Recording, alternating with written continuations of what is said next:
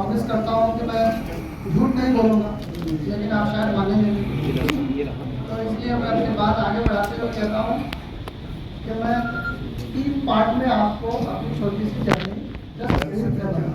पहला ये आपका सबका एक कॉमन प्रश्न होगा कि आपने राजनीति ज्वाइन क्यों की और वाई VIP बनी। तो जैसा विजय सिंह साहब ने बताया, काफ़ी 28 वर्ष की लंबी सेवा के बाद मुझे अपने गांव और अपने प्रदेश से बहुत ही प्रेम है, लेकिन मैं पिछले लगभग 30 सालों से बाहर था। तो अब मेरे पास वहाँ कोई बहुत करने को कोई गुणात्मक या क्वालिटेटिव वर्क था नहीं। बहुत सीनियर लेवल पे जाके आप बहुत ही जिसको कहते हैं ना ऐसे टावर में आप बंद हो जाते हैं। तो मेरे अंदर एक वो था छटपटाहट कह लीजिए कि कुछ करना है, समाज को लौट के जाके कुछ देना है। तो उस वजह से ये राजनीति मेरी जिसको कहते हैं प्रथम चॉइस थी कि जाना है लौट के, और बिहार जाना है और सीतामढ़ी जाना है उसके अंदर। अब ये बात की वाई VIP, तो राजनीति में आप जब अपना सफर शुरू करने वाले रहते हैं तो ऐसा नहीं है कि मैंने मेरी मित्रता या मेरा परिचय केवल सानी जी से था। उससे पहले मैंने राष्ट्रीय पार्टी और जितने भी सभी आपके जो बिहार में दल है उनमें से अच्छे सारे मित्र थे। तो मैंने सबसे व्यापक विचार विमर्श जिसको कहते हैं, मेरे हिसाब से नेतृत्व के 3 गुण होते हैं: सरल, सुलभ और उपलब्ध। और ये 3 गुण आपको किसी भी बड़े राजनीतिक दल में नहीं मिलते। श्री मुकेश सहनी जी की सहृदयता कहिए या बड़प्पन कहिए, ये सरल भी है, सुलभ भी है और उपलब्ध भी है। तो मुझे अपनी पार्टी शुरू करने के लिए इससे अच्छा मौका नहीं था। और जहाँ आपको सम्मान मिलेगा, जहाँ आपको आदर मिलेगा, वहीं जाएंगे। तो VIP was my first and last choice. मैं कहीं और किसी और दरवाजे पर जा नहीं रहा, मुझे जरूरत नहीं थी।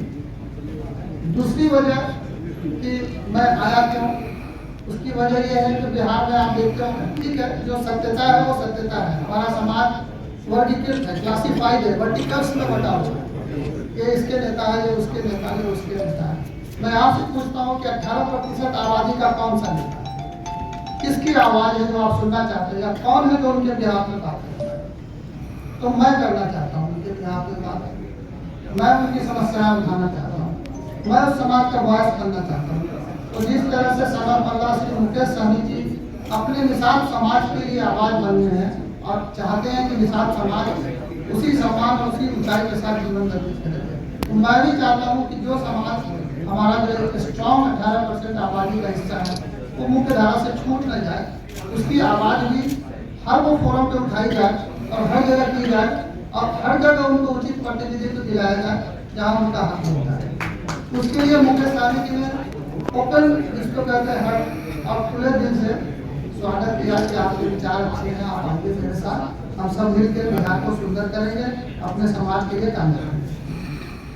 अब जैसे मैं बता रहा था कि दूसरा आपका ऑब्वियस प्रश्न ये होगा कि वक्फ बिल के बारे में। वक्फ बिल के बारे में थोड़ी देर हो गई है क्योंकि एक्ट ऑलरेडी बन चुका है, माननीय महामहिम का अनुमोदन भी प्राप्त हो चुका है। तो ये कॉन्स्टिट्यूशनल मोरालिटी का प्रश्न है। अब वो वक्फ बिल सुप्रीम कोर्ट में जुडिशियल रिव्यू में है, इसलिए हमारा या किसी और का बहुत कुछ उस पर बोलना उचित नहीं है। और जो संगठन है, जो मुस्लिमों के ऑर्गेनाइजेशंस हैं, वो वहाँ रिप्रेजेंट कर रहे हैं, अच्छे अधिवक्ता लगे हैं।